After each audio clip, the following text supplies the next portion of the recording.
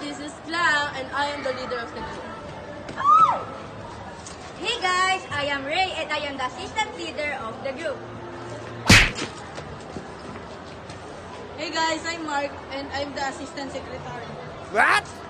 Wow! Hi, this is Hannah and I am the secretary of the group. I need to research something, but I don't know exactly.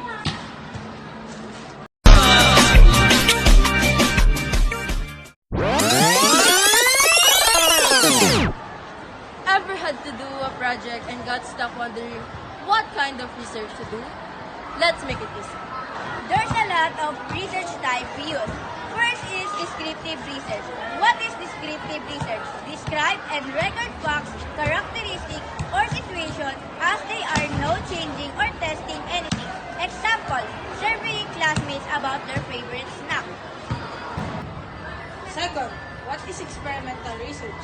Experimental research is test cause and effect by changing one factor and comparing between groups. Example, testing if background music helps students get a higher score on a quiz. Third, quotational research.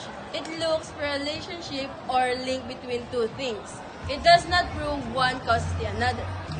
Example, checking if number of hours of sleep relates to your grades.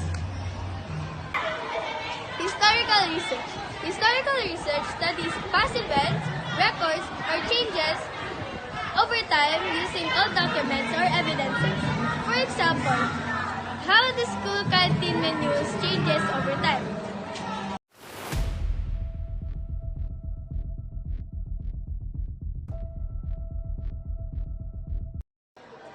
So that's all for our research presentation. Bye-bye! Bye!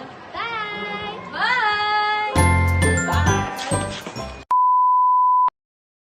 Third. Wala ko script ko yun.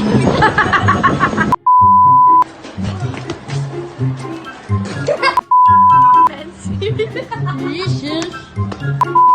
I'm the leader of the group. Wait lang, wala yung ikot.